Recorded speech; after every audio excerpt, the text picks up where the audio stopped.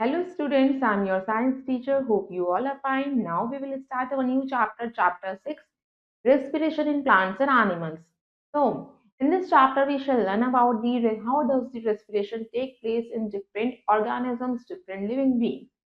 How does the respiration take place in plants? How does the respiration take place in animals? What are their mode of respiratory organs? Did we help them to respire? Now we will discuss in our chapter. Now let's look the chapter 6, respiration in plants and animals. These are the learning points we will discuss in our chapter. Respiration in humans, respiration in plants, types of respiration in animals. Now, first of all, you all students get ready. Your first question is why do you breathe through nose and not through mouth? Write in the given space.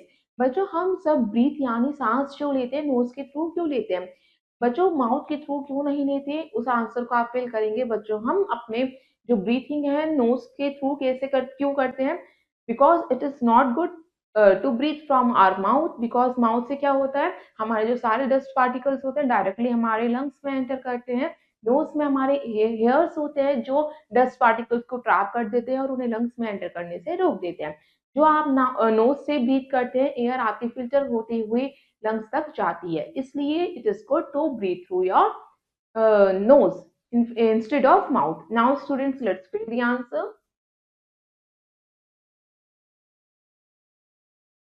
It is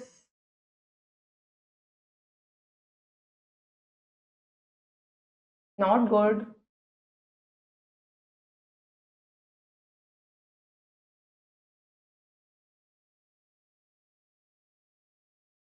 to breathe through mouth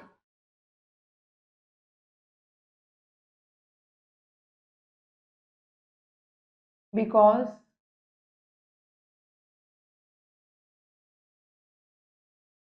the air we breathe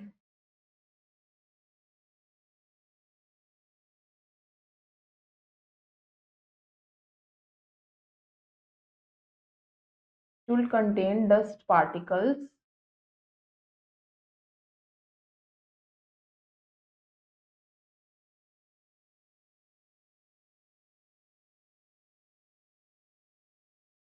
that is harmful to our lungs.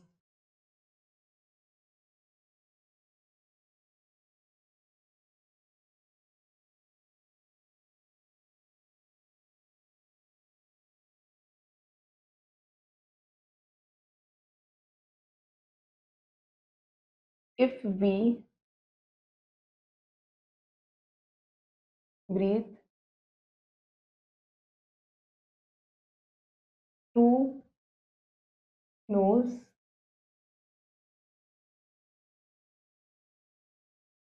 all the dust particles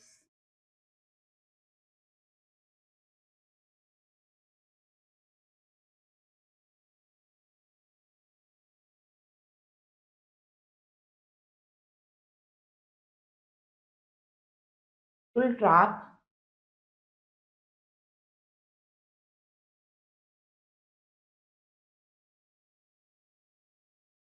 in the hair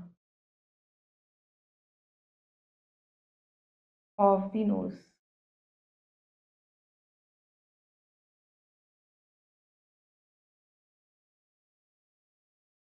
So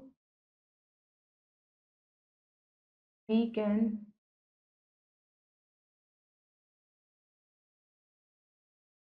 breathe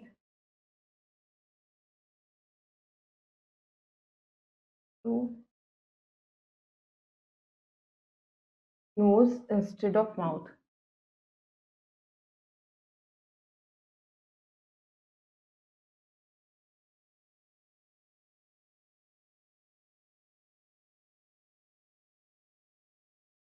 Our nose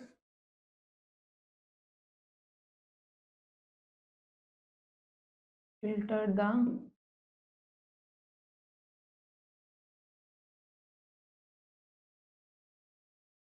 that we inhale in in breathing.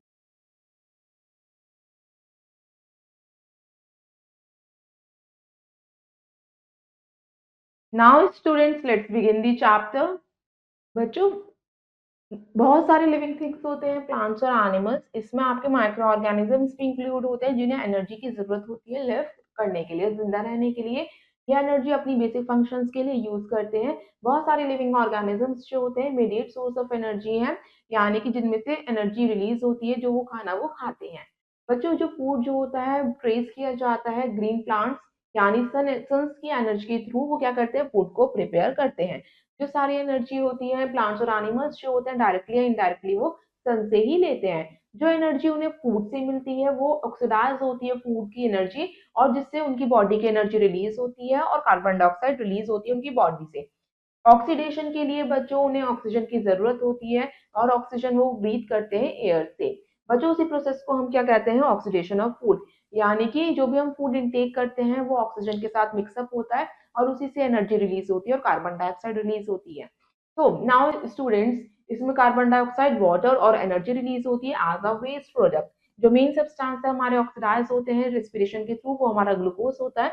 उसे हम summarise form में समझ सकते हैं। Now हमारा glucose plus जो हमने food को ईट करा उसे हमने ग्लूकोज के फॉर्म में लिया है, जिसका फॉर्मूला होता है C6H12O6।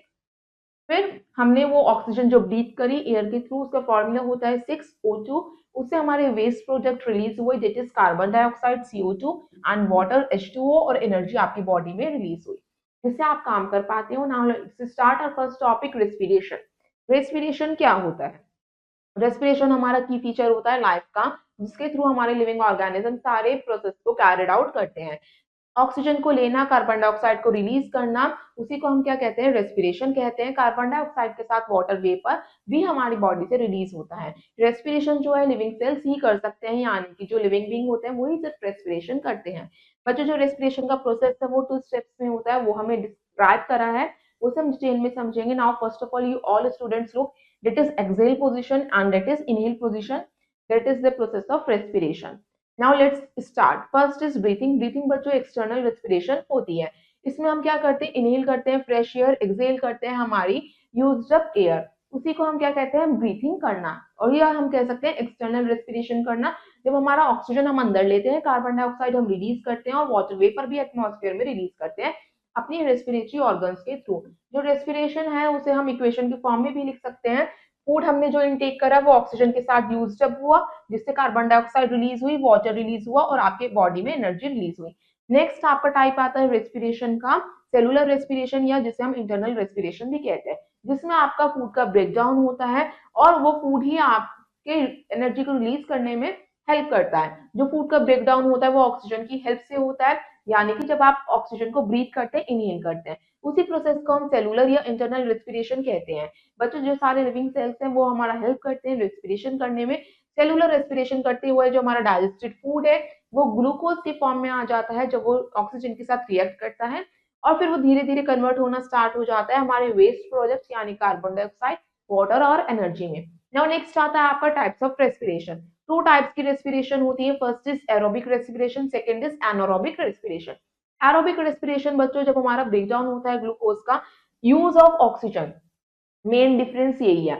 एरोबिक रेस्पिरेशन हमारा ऑक्सीजन के साथ होता है, ऑक्सीजन के बिना नहीं हो सकता। एरोबिक रेस्पिरेशन में हमारा ग्लूकोज जो है ऑक्सीजन के साथ ऑक्सीडाइज होता है, जिससे कार्बन डाइऑक्साइड और वाटर रिलीज होता है। एरोबिक रेस्पिरेशन हमारे कंसिडरेबल अमाउंट में एनर्जी को रिलीज करता है, जो ऑर्गेनिज्म उस एनर्जी को यूज अप करता है फंक्शंस को परफॉर्म करने के लिए। नाउ स्टूडेंट्स, जो एरोबिक रेस्पिरेशन है उसमें सबसे ज्यादा एनर्जी रिलीज होती है क्योंकि वो ऑक्सीजन के साथ है। Now let's see the equation. Glucose जो है ऑक्सीजन के साथ ब्रेक डाउन होता है कार्बन डाइऑक्साइड में, वाटर में और एनर्जी रिलीज होती है। नेक्स्ट आपका रेस्पिरेशन का टाइप आता है एनारोबिक रेस्पिरेशन। ये हमारा रेस्पिरेशन बिना ऑक्सीजन के होता है, विदाउट यूजिंग ऑक्सीजन। नाउ जो हमारा फर्मेंटेशन है उसे हम कह सकते हैं कि हमारा एनारोबिक रेस्पिरेशन फर्मेंटेशन के थ्रू ही होता है। इसमें आपका ग्लूकोज जो है बिना ऑक्सीजन के ब्रेक डाउन हो रहा है, तो इसमें से कार्बन डाइऑक्साइड रिलीज हुआ, इसमें आपका इथेनॉल बनता है। इथेनॉल का फॉर्मूला होता है C2H5OH। इसकी एनर्जी कम रिलीज होती है। बच्चों, एनिमल्स और ह्यूमंस के केस में जो एनारोबिक रेस्पिरेशन होता है वो मसल्स में होता है। जब कोई भी हम फिजिकल एक्टिविटी करते हैं, हम भागते हैं, स्विमिंग करते हैं, साइकिलिंग करते हैं, तो या कोई भी एक्सरसाइज करते हैं, वो क्या होता है, हमारे शॉर्ट पीरियड ऑफ टाइम के लिए ही होता है। मतलब जो हमारी शॉर्ट पीरियड में एनर्जी रिलीज होती है वो हमारी एनारोबिक रेस्पिरेशन के थ्रू होती है। नाउ फिर उसके बाद क्या हो जाता है, फिर हमारी बॉडी में ऑक्सीजन की डिफिशियंसी होने लगती है, क्योंकि ये तो हमारे बिना ऑक्सीजन के हुआ है। तो उससे क्या होता है, एनारोबिक रेस्पिरेशन में ग्लूकोज जो है लैक्टिक एसिड में कन्वर्ट हो जाता है और एनर्जी को गिव आउट करता है। ग्लूकोज, इसमें इक्वेशन को हम देख सकते हैं, ग्लूकोज बिना ऑक्सीजन के रिएक्ट कर रहा है, इससे आपके प्रोडक्ट फॉर्म होते हैं लैक्टिक एसिड और एनर्जी। आप देखते होंगे जब लैक्टिक एसिड आपकी बॉडी में ज्यादा एक्यूमुलेट होने लगता है, ज्यादा रिलीज होने लगता है, इससे आपके मसल्स में क्रैम्प्स आते हैं।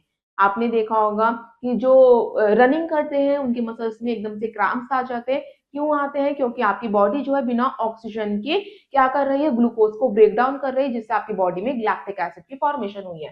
Now students, let's look the difference between aerobic and anaerobic respiration. अब हम इसके डिफरेंस को स्टडी करते हैं। एरोबिक रेस्पिरेशन में जो हमारी ऑक्सीजन के साथ होती है, ग्लूकोज को कंप्लीटली ऑक्सीडाइज करती है, जिसमें कार्बन डाइऑक्साइड, वाटर और एनर्जी रिलीज होती है। सबसे ज्यादा एनर्जी एरोबिक रेस्पिरेशन में रिलीज होती है। कार्बन डाइऑक्साइड और वाटर जो होते हैं ये हमारे एंड प्रोडक्ट्स होते हैं। ये हमारी प्लांट्स, एनिमल्स, ह्यूमन बींग्स जो होते हैं एरोबिक रेस्पिरेशन करते हैं, यानी जो ब्रीथ करते हैं ऑक्सीजन को। अनारोबिक रेस्पिरेशन हमारे बिना ऑक्सीजन की होती है, एब्सेंस ऑफ ऑक्सीजन में होती है। ग्लूकोज इसमें ऑक्सीडाइज नहीं हो पाता, जिसकी वजह से लैक्टिक एसिड फॉर्मेशन होती है, इथाइल अल्कोहल बनता है, कार्बन डाइऑक्साइड और एनर्जी। इसमें कम एनर्जी रिलीज होती है। कार्बन डाइऑक्साइड और अल्कोहल जो है इसके एंड प्रोडक्ट्स होते हैं, और ये हमारी रिएक्शन जो है बैक्टीरिया या ईस्ट के द्वारा की जाती है, एनारोबिक रेस्पिरेशन। इसका अनदर नेम होता है fermentation. Now next is respiration in human. अब हम समझते हैं ह्यूमंस रेस्पिरेशन कैसे करते हैं। ह्यूमंस जो बच्चों ब्रीथ करते हैं ऑक्सीजन रिच एयर को, और एक्सेल करते हैं, रिलीज करते हैं कार्बन डाइऑक्साइड रिच एयर को लंग्स के थ्रू। बच्चों जो लिविंग थिंग्स होते हैं वो डिफरेंट डिफरेंट तरीकों से रेस्पिरेशन करते हैं, मगर वो करते क्या है, इनहेल ऑक्सीजन गैस ही करेंगे और एक्सेल कार्बन डाइऑक्साइड गैस ही करेंगे। रेस्पिरेटरी सिस्टम में जो हमारे ऑर्गन्स हमें रेस्पिरेशन में हेल्प करते हैं, आओ let's see. First is nasal cavity, second is larynx, third one is trachea, fourth one is bronchi, fifth one is lungs. Now students, let's look the image of the respiratory system. ये आपके nasal cavity show कर रखी है, nostril, oral cavity, larynx, right main primary bronchus, that is right lung, pharynx, trachea, left main primary bronchus, base of left lung and diaphragm. Now अब हम different organs के functions को study करेंगे। जो roles होते हैं इन ऑर्गन्स के, वो हमारे ब्रीथ करने में कैसे हेल्प करते हैं। जैसे आप ब्रीथ इन करते हैं, जो एयर आपकी एंटर करती है नॉस्ट्रिल्स के थ्रू, उसमें क्या होता है, हेयर होती है, एक मॉइस्ट इनर लाइनिंग होती है। मतलब जो हेयर होता है उनका काम क्या होता है, कोई भी डस्ट या जर्म्स जो आपकी रेस्पिरेटरी सिस्टम में एंटर ना कर पाए, हेयर्स उन डस्ट या डस्ट पार्टिकल्स को, ये जर्म्स को ट्रैप कर देते हैं, जिससे आपकी वार्म और मॉइस्ट एयर ही लंग्स में एंटर कर पाती है थ्रू दी ट्रैकिया। ट्रैकिया का अनदर नेम होता है बच्चों विंड पाइप और ब्रोंकाई। नेक्स्ट आपका जो हर एक ब्रोंकस होता है वो हमारे लंग्स में एंटर करता है। हमारे टू लंग्स होते हैं जो एक स्पॉन्ज लाइक सैक फॉर्मेशन करते हैं, जो हमारा चेस्ट कैविटी में क्या रहता है, फिलअप रहता है। ये हमारे प्रोटेक्ट करते हैं, प्रोटेक्ट रहते हैं। लंग्स हमारे प्रोटेक्ट किससे रहते हैं, फ्लेक्सिबल रिब केज के थ्रू। ये हमारे बॉटम ऑफ द चेस्ट में लोकेटेड होते हैं, जिसमें हमारी कैविटी की शेप कैसी होती है, डोम शेप होती है, जिसे हम डायफ्रागम भी कहते हैं। बच्चों लंग्स के अंदर ब्रोंकाई जो होते हैं, ब्रांच रहते हैं स्मॉलर ट्यूब्स में, जिन्हें हम ब्रोंक्यूल्स भी कहते हैं। ब्रोंकाई के छोटे छोटे ट्यूबल्स, जिसे हम ब्रोंक्यूल्स कहते हैं। हमारे ब्रोंक्यूल्स के एंड में small air sac like structure होता है, जिसे हम एल्वियोली कहते हैं। जो कार्बन डाइऑक्साइड जो आपकी ब्लड में प्रेजेंट रहती है, वो हमारी एयर सैक में रिलीज हो जाती है, और लंग्स क्या करते हैं, उसे एक्सपेल आउट कर देते हैं, मतलब रिमूव आउट कर देते हैं, एक्सहेल कर देते हैं। बच्चों ब्रीथिंग में जो हमारे ऑक्सीजन और कार्बन डाइऑक्साइड का एक्सचेंज होता है, वो हमारे लंग्स में ही टेक प्लेस होता है। नेक्स्ट आता है आपका मैकेनिज्म ऑफ ब्रीथिंग। ब्रीथिंग का मैकेनिज्म क्या होता है, लंग्स जो होते हैं हमारे चेस्ट कैविटी में सिचुएटेड होते हैं, और ये कैविटी हमारी किससे सराउंडेड रहती है, हमारे रिब्स के दोनों साइड से सराउंडेड रहती है। हमारे लार्ज मस्कुलर शीट, उसे हम डायफ्रागम कहते हैं, जो एक फ्लोर का काम करते हैं चेस्ट कैविटी में। ब्रीथिंग जो होती है हमारी इन्वॉल्व रहती है डायफ्रागम में और रिब केज के अंदर ही। जैसे ही आप इनहेल करते हैं, इनहेलेशन होता है, रिब्स आपके मूव अप हो जाते हैं, आपके आउटवर्ड्स आ जाते हैं, और डायफ्रागम डाउन हो जाता है। इसी मूवमेंट में क्या होता है, हमारा स्पेस इंक्रीज हो जाता है चेस्ट कैविटी का, और एयर की मतलब जो ऑक्सीजन आप ब्रीथ करते हैं वो आपके लंग्स में चली जाती है। एक्सहेलेशन में क्या होता है, आपके जो रिब्स होते हैं वो डाउनवर्ड मूव करने लगते हैं, अंदर चले जाते हैं, इनवर्ड चले जाते हैं, और हमारा जो डायफ्रागम होता है अपने फॉर्मर पोजीशन में आ जाता है, मतलब रिलैक्स पोजीशन में आ जाता है, जिससे आपकी जो एयर हो जाती है वो लंग से बाहर निकलती है, पुश्ड आउट होती है। तो जब भी आप ये मूवमेंट्स को फील करेंगे तो अपने पाम को अपने एब्डोमेन साइड में रखिए, यानी कि जो आपका डायफ्रागम जहाँ पे लोकेटेड होता है वहां पे रखिए। तो आप एक लंबी सांस लीजिए, डीप ब्रेथ करिए, तो आप इस मूवमेंट को फील कर सकते हैं। नाउ अब हम समझते हैं मैकेनिज्म ऑफ ब्रीथिंग एक सिंपल मॉडल के थ्रू। ये आपको इमेज शो कर रखी है, दैट इज इनहेलेशन। इनहेलेशन में क्या है, हमारा डायफ्रागम अपना क्या करता है, स्पेस को इंक्रीज करता है। नेक्स्ट जब हम एक्सहेल करते हैं तो डायफ्रागम क्या करता है, अपनी स्पेस को कम कर लेता है, air is goes out. Now students next is breathing rate. One inhalation और वन एक्सहेलेशन बच्चों हमारा वन ब्रेथ बनाता है। एक हेल्दी पर्सन जो है उसकी रेस्ट ब्रीथ कितनी होती है, 15 टू 18 टाइम्स होती है पर मिनट। जो नंबर ऑफ टाइम्स कोई भी पर्सन ब्रीथ करता है एक मिनट में, वो उसकी ब्रीथिंग रेट डिफाइन की जाती है। ब्रीथिंग रेट बच्चों जब हम रन करते हैं या कोई भी हावी फिजिकल एक्सरसाइज करते हैं तो हमारी वो 25 ब्रेथ हो जाती है, मतलब हमारी 15 टू 20 से वो 25 चली जाती है। ऐसा क्यों होता है, क्योंकि उस समय हमें एक्स्ट्रा एनर्जी की नीड होती है, इसलिए हम क्या करते हैं, ज्यादा ऑक्सीजन को इनहेल करने की कोशिश करते हैं। Next is respiration in animals. Animals में बच्चों डिफरेंट मोड के थ्रू रेस्पिरेशन होता है। जस्ट लाइक हम एग्जांपल ले सकते हैं अमीबा और पैरामीशियम का। वो क्या करते हैं, ऑक्सीजन और कार्बन डाइऑक्साइड को ही लेते हैं, मगर वो किसके थ्रू करते हैं, डिफ्यूजन के थ्रू। डिफ्यूजन जो है वो उनका उनका सेल मेम्ब्रेन में होता है। हाइड्रा और स्पॉन्ज जो होते हैं अपने स्किन के थ्रू करते हैं रेस्पिरेशन। डिफरेंट एनिमल्स बच्चों अपने डिफरेंट रेस्पिरेटरी ऑर्गन्स के थ्रू रेस्पायर करते हैं। कुछ बच्चों स्किन के थ्रू, कुछ सेल मेम्ब्रेन के थ्रू, कुछ हमारे माइक्रो ऑर्गेनिजम्स एयर होल्स के थ्रू, ट्रैकेल सिस्टम के थ्रू, दिल्स एंड लंग्स के थ्रू वो रेस्पिरेशन करते हैं। Now students let's C activity first. इस एक्टिविटी का आपका एम है, आपको शो करना है कि जो एक्सेल एयर है उसमें कार्बन डाइऑक्साइड ही होती है। ये हम कैसे करेंगे, इसके लिए आपको मटेरियल्स की रिक्वायरमेंट होगी। आपको टेस्ट ट्यूब चाहिए, डिलीवरी ट्यूब चाहिए, लाइम वाटर यानी आपको फ्रेशली प्रिपेयर्ड लाइम वाटर चाहिए। Now let's start the procedure. आपने क्या करा, 5 ml लाइम वाटर लिया टेस्ट ट्यूब में, फिर आपने उसमें एक्सेल एयर को ब्लो करा, मतलब लाइम वाटर में कुछ देर के लिए। फिर आप क्या देखते हैं, लाइम वाटर जो है मिल्की होना स्टार्ट हो गया। लाइम वाटर मिल्की तभी होता है जब हम उसे कार्बन डाइऑक्साइड के साथ रिएक्ट करवाते हैं, मतलब जो आपने एक्सेल एयर करी थी उसमें कार्बन डाइऑक्साइड थी, तभी आपका लाइम वाटर मिल्की हुआ। इस एक्सपेरिमेंट को आप करके देख सकते हैं। Now let's do activity second. इसका आपका एम है, आपका जो एक्सेल एयर है उसमें मॉइस्चर भी होता है। नाउ सिर्फ इसमें आपको एक प्लेन मिरर चाहिए। आपने क्या करा, कुछ एयर को ब्रेथ आउट करा अपने माउथ से अपने क्लीन मिरर के ऊपर। आप देखेंगे जो मिरर का सरफेस है वो क्लाउडी सा हो जाएगा, ब्लर हो जाएगा, उस पर आपको टाइनी ड्रॉपलेट्स नजर आएंगी वाटर की। बच्चों जो वाटर की ड्रॉपलेट्स है मतलब कि एक्सेल करते हैं जो आप एयर, उसमें वाटर वेपर भी होती है। नाउ नेक्स्ट है रेस्पिरेशन थ्रू स्किन और cell membrane.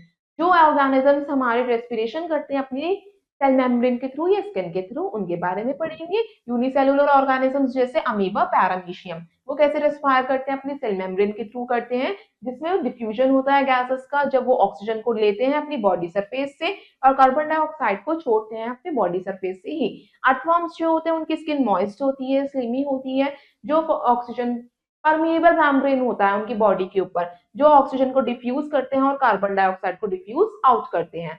Now student next आता है रेस्पिरेशन थ्रू एयर होल्स। बच्चों कुछ एनिमल्स होते हैं जस्ट लाइक इंसेक्ट्स, वो क्या करते हैं, होल्स के थ्रू, उनकी बॉडी में ना होल्स होते हैं उसके थ्रू वो रेस्पिरेशन करते हैं। उस होल्स को हम स्पायरेकल्स कहते हैं।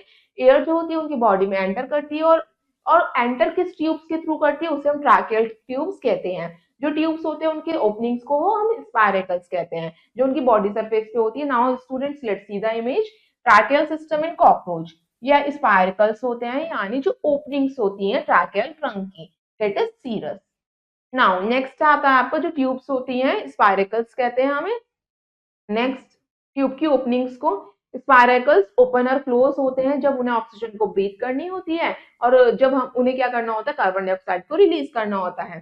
नाउ स्टूडेंट इस तरीके से कार्बन डाइऑक्साइड जो होते हैं उनके सेल्स से गोज आउट होते हैं और टेक इन होता है। Now respiration through gills. कुछ हमारे एक्वेटिक एनिमल्स होते हैं, ज्यादातर हमारे aquatic animals just like fish, shark, fish जो होती हैं या सी हॉर्स जो होते हैं वो क्या करते हैं, गिल्स के थ्रू ब्रीथ करते हैं। गिल्स जो है लार्ज नंबर ऑफ फिलामेंट से मिलकर बने होते हैं जो रिच ब्लड वेसल्स यानी कि कैपिलरीज को सप्लाई करने में काम करते हैं। फिश जो होती है ऑक्सीजन अपने डिसॉल्व ऑक्सीजन को ब्रीथ करती है, जो वाटर में ऑक्सीजन डिसॉल्व रहती है। रेस्पिरेशन के दौरान जो है फिश अपने माउथ के थ्रू ऑक्सीजन को एंटर करने देती है, जो एंटर करते हुए गिल्स तक जाते हैं और उसके ओपर्कुलम से वो आउट होते हैं। जो ब्लड होती कैपिलरीज में ब्लड होता है वो उस ऑक्सीजन को एब्जॉर्ब करता है और कार्बन डाइऑक्साइड को रिलीज करता है उसकी बॉडी वॉल्स के थ्रू।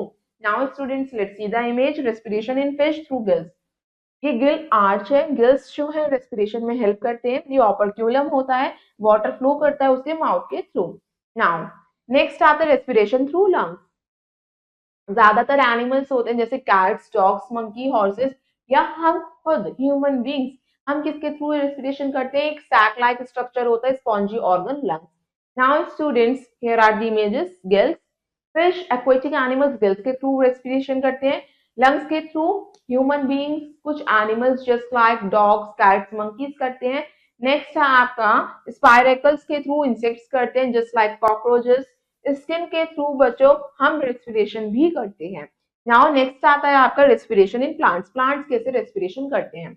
बच्चों जो फूड मैन्युफैक्चर होता है किस फॉर्म में होता है? स्टार्च के फॉर्म में होता है, जिसे ब्रेक डाउन करने से एनर्जी रिलीज होती है। रेस्पिरेशन हमारा वाइटल फंक्शन होता है प्लांट्स का। रेस्पिरेशन को हम इक्वेशन की फॉर्म में रिप्रेजेंट कर सकते हैं। रेस्पिरेशन के दौरान वो क्या करते हैं? स्टार्च की फॉर्मेशन होती है, यानी शुगर की फॉर्मेशन होती है। जब वो ऑक्सीजन को ब्रीथ इन करते हैं उससे एनर्जी रिलीज होती है, कार्बन डाइऑक्साइड रिलीज होती है और वाटर रिलीज होती है। बच्चों प्लांट्स जो है सिर्फ हमारे ऑक्सीजन ही रिलीज नहीं करते, कार्बन डाइऑक्साइड भी रिलीज करते हैं। कार्बन डाइऑक्साइड किस प्रोसेस में रिलीज करते हैं? जब वो स्टार्च का ब्रेक डाउन करते हैं, किस फॉर्म में? एनर्जी की फॉर्म में, जिससे वो उनका साइज इंक्रीज होता है। प्लांट्स जो होते हैं रेस्पायर करते हैं टाइनी होल्स यानी ओपनिंग्स के थ्रू, जिसे हम स्टोमेटा कहते हैं, जो लीव्स की बॉटम पार्ट में लोकेटेड होती है। स्टोमेटा का काम होता है गैसेस को एक्सचेंज करना, एयर को ट्रैप करना, ऑक्सीजन को एब्जॉर्ब करना और कार्बन डाइऑक्साइड को रिलीज करना। अब हम समझते हैं लीव्स जो होती हैं, जो यंग ग्रीन स्टेम्स होती हैं, वो क्या करती हैं? ऑक्सीजन को लेती है, कार्बन डाइऑक्साइड को रिलीज करती है टाइनी पोर्स स्टोमेटा के थ्रू। स्टोमेटल ओपनिंग जो होती है सराउंडेड रहती है गार्ड सेल्स के द्वारा। दो गार्ड सेल्स होते हैं, वो क्या करते हैं? स्टोमेटा को इनक्लोज करके रखते हैं और उसकी सब्सिडरी सेल्स को हम क्या कहते हैं? Stomatal apparatus. जो ओपनिंग और क्लोजिंग होती है स्टोमेटा की, वो डिपेंड करती है एक्सपेंशन और कॉन्ट्रैक्शन में उसके गार्ड सेल्स के। नाउ स्टूडेंट्स, नेक्स्ट आता है थ्रू स्टेम्स। कुछ प्लांट्स जो होते हैं स्टेम्स के थ्रू रेस्पिरेशन करते हैं, जरूरी नहीं है। कुछ प्लांट्स के तो लीव्स ही नहीं होते, तो रेस्पिरेशन कैसे करेंगे? अपने स्टेम्स के थ्रू। बच्चों उनकी स्टेम्स हार्ड होती है, मजबूत होती है, वुडी स्टेम्स होती है, मैच्योर रूट्स होती हैं और बच्चों उनकी रूट्स के ऊपर लेंटिकल्स होते हैं। लेंटिकल्स हम हेयर लाइक स्ट्रक्चर को कहते हैं, जिसके थ्रू वो सॉइल में भी ब्रीथ कर पाती हैं। लेंटिकल्स जो होते हैं लूजली पैक्ड डेड सेल्स होते हैं, जो हमारे स्मॉल पोर्स होते हैं वुडी प्लांट्स की बाग के ऊपर, या ओल्ड रूट्स कहते हैं, जो पुरानी जड़ें होती हैं प्लांट्स की। Now next is through roots. कुछ प्लांट्स बच्चों अपनी जड़ों यानी रूट्स के थ्रू भी रेस्पिरेशन करते हैं। रूट्स जो होती हैं वो एयर को लेती हैं, एयर स्पेसेस को ट्रैप कर, जहाँ पे उनकी एयर स्पेसेस होते हैं उसमें वो एयर को ट्रैप करती हैं। जो उनका आउटर वॉल होता है रूट का कवर रहता है, रूट हेयर से रूट हेयर अपने एयर सरफेस को इंक्रीज कर लेते हैं जब उन्हें एयर को एब्जॉर्ब करना होता है। इस तरह उनके ऑक्सीजन एंटर कर जाते हैं उनकी सेल्स के अंदर। ऑक्सीजन जो है डिफरेंट डिफरेंट सेल्स के थ्रू पहुंचाया जाता है उनके different parts of the plant में। इस समय वो कार्बन डाइऑक्साइड को रिलीज करते हैं उसी रूट हेयर के थ्रू सॉइल के अंदर। Now students, let's have a quick look on the following points जो हमने डिस्कस कर अपने चैप्टर में। फर्स्ट इज, जो लिविंग थिंग्स होते हैं प्लांट्स और एनिमल्स, ये जो माइक्रो ऑर्गेनिजम्स इंक्लूड रहते हैं, उन्हें एनर्जी की जरूरत होती है लिव करने के लिए, ग्रो करने के लिए। जो ग्लूकोज का ब्रेकडाउन होता है वो ऑक्सीजन के यूज से होता है, जिसे हम एरोबिक रेस्पिरेशन कहते हैं। एरोबिक रेस्पिरेशन में सबसे ज्यादा एनर्जी रिलीज होती है। कार्बन डाइऑक्साइड और अल्कोहल जो है एंड प्रोडक्ट होता है एनारोबिक रेस्पिरेशन का, जिसमें हम विदाउट ऑक्सीजन रेस्पिरेशन करते हैं। लंग्स जो है हमारे मेन रेस्पिरेटरी ऑर्गन होते हैं ह्यूमन बॉडी के। सारे ही लिविंग ऑर्गेनिजम्स जो है इंक्लूडिंग प्लांट्स, वो भी रेस्पायर करते हैं, सर्वाइव करने के लिए कार्बन डाइऑक्साइड को रिलीज करते हैं, ऑक्सीजन को टेक इन करते हैं। लीव्स और यंग ग्रीन स्टेम्स जो होती हैं एयर को इनटेक करती हैं और कार्बन डाइऑक्साइड को रिलीज करती हैं अपने स्मॉल ओपनिंग पोर्स के थ्रू, जिसे हम स्टोमेटा कहते हैं। Now students, rest of the exercise you will do yourself. I hope you all students have understood this chapter. Thank you and have a nice day.